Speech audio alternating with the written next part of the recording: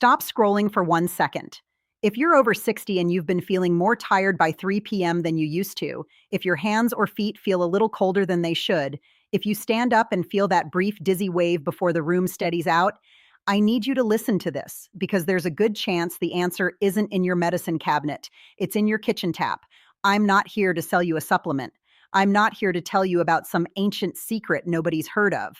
What I'm going to share with you today is backed by real physiology, the kind doctors and researchers have studied for decades. And it's something almost nobody does correctly after the age of 60. Not because they're careless, because nobody ever explained why it matters so much more now than it did at 30. Here's the thing about your blood. It's not just a red liquid floating through your veins. It's mostly water. About 50% of your blood plasma is water, and that water is what keeps your blood thin enough to flow smoothly through every vessel in your body, right down to the tiniest capillaries in your fingertips and toes. When you don't have enough water in your system, your blood literally gets thicker. Doctors call this increased blood viscosity, and thicker blood means your heart has to work harder to push it through your body. It means circulation slows down. It means your extremities, hands, feet, even your brain, get a little less oxygen-rich blood than they should. And here's what almost nobody tells you. As we age, our body's ability to sense thirst declines. You can be moderately dehydrated and not even feel thirsty. Studies on older adults have consistently shown this blunted thirst response, which means by the time you feel thirsty, you may already be behind on hydration. Combine that with certain blood pressure medications, which are common after 60, and many of which act as diuretics, pulling extra fluid out of your body, and you've got a recipe for circulation that's working harder than it needs to. So today, I'm going to walk you through exactly how water affects your blood flow, the specific habit that makes the biggest difference, a few catchy real-world comparisons that will help this stick in your mind for good, and what the actual research says. No exaggeration, no hype, just what's true.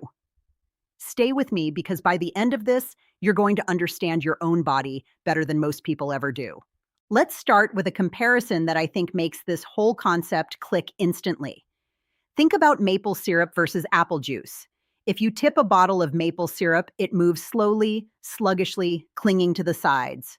Apple juice pours freely, smoothly, instantly.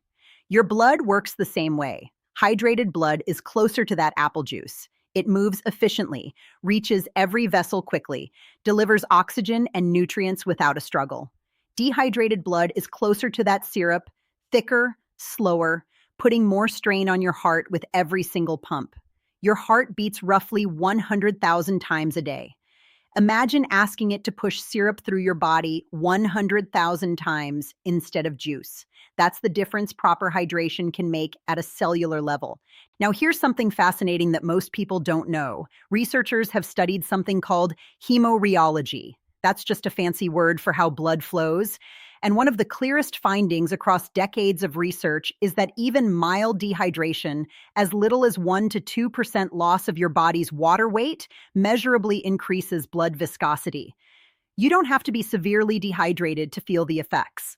A long day without enough water, a few cups of coffee without water to balance it, a hot afternoon outside, these small things add up faster after 60 than they did when you were younger.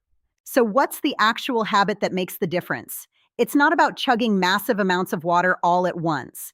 In fact, that can actually be counterproductive and hard on your kidneys. The real key, the thing physiologists consistently point to, is consistent, spaced-out hydration throughout the day, paired with paying attention to thirst cues your body still gives you, even if they're fainter than they used to be.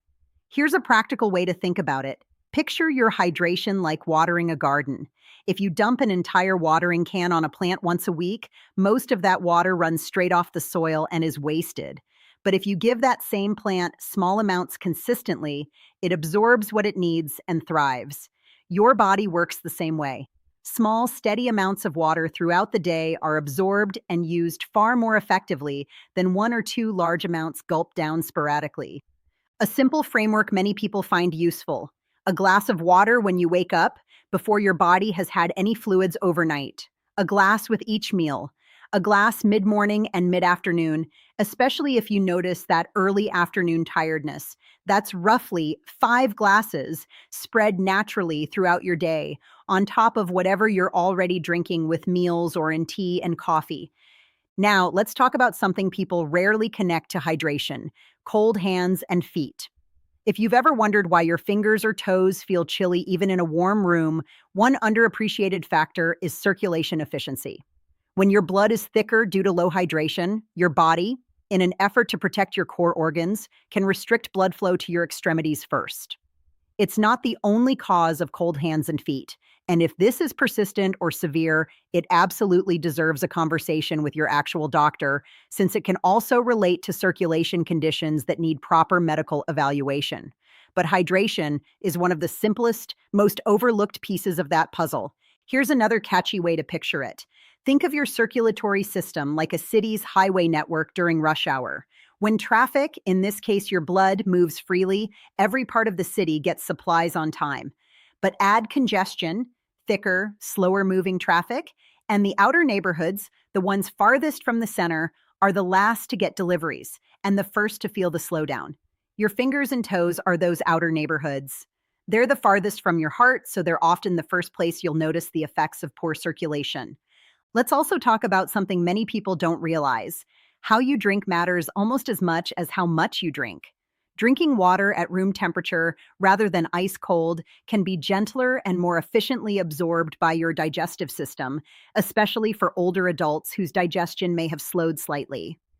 And pairing water with electrolytes, even something as simple as a slice of lemon, a small pinch of salt, or a piece of fruit, can help your body actually retain and use that water more effectively rather than passing it through quickly. This is sometimes why two people can drink the same amount of water, but one feels noticeably better hydrated than the other. I also want to address something important. Water is powerful, but it's not magic, and it's not a replacement for medical care. If you're on blood pressure medication, blood thinners, or you have a diagnosed circulation condition such as peripheral artery disease, please don't change your hydration habits dramatically without talking to your doctor first. Sudden increases in water intake can interact with certain medications and conditions. What I'm describing here is a foundational supportive habit, not a treatment, and not a substitute for anything your doctor has prescribed. Let's bring in one more comparison because I think it really drives the point home. Think about a sponge that's been sitting out and gone dry and stiff. If you try to bend it, it cracks and resists. But soak that same sponge in water and it becomes flexible, pliable, able to move and stretch easily. Your blood vessels have a similar relationship with hydration. Well-hydrated tissue, including the inner lining of your blood vessels, tends to be more flexible and better able to dilate, allowing blood to flow through more easily. Dehydrated tissue can become stiffer, which is one small piece of why proper hydration is consistently recommended as part of supporting healthy circulation as we age, not as a cure, but as a foundation everything else builds on. So here's how I'd summarize the real evidence-based version of this water trick everyone's been talking about. It's not really a trick at all, it's a habit. Spread your water intake evenly throughout the day instead of drinking it all at once. Start your morning with a glass before anything else. Pair your water with a meal or a small source of natural electrolytes when you can. Pay attention to subtle signs like fatigue, cold extremities, or headaches. Since these can sometimes be early signs, your body wants more fluids, even before you feel thirsty. And always loop in your doctor about your specific health picture, especially if you're managing blood pressure, heart conditions, or kidney function. This is the kind of habit that costs nothing, has no side effects when done sensibly, and supports something your entire body depends on every single second of every day: your circulation. Here's what I want you to walk away with today. Your body has been quietly asking for help in small ways. That afternoon slump, those cold fingers, that brief, dizzy moment when you stand up too fast, and one of the most overlooked, most underestimated answers has been sitting in your kitchen the entire time. Not a pill, not a powder, just water. Used the right way, at the right pace, throughout your day. I want to be honest with you, because that matters more to me than getting views. Water is not a miracle cure. It will not undo decades of habits overnight, and it's not a replacement for the medications or treatments your doctor has carefully chosen for you. But it is a real foundational piece of how your circulatory system functions, and it's one of the few things in your health that you have complete, immediate control over, starting with your very next glass. So here's my challenge to you. Tomorrow morning, before your coffee, before anything else, drink one full glass of water, then space out a few more glasses throughout your day instead of saving it all for once. Give it 2 weeks. Pay attention to how you feel, your energy in the afternoon, the warmth in your hands and feet, how you feel when you stand up. Small habits, done consistently, create real change. That's not hype. That's just how the human body works. If this helped you understand your own body a little better today, that's exactly why I make these videos. Share this with someone in your life who's 60 and beyond, someone who could use a reminder that sometimes the most powerful health habits are also the simplest ones. And if you want more honest, no hype breakdowns of how your body really works as you age, make sure you're subscribed because there's a lot more we need to talk about. Take care of that body. It's the only one you've got. And right now, today, you have the power to help it do its job just a little bit better. I'll see you in the next one.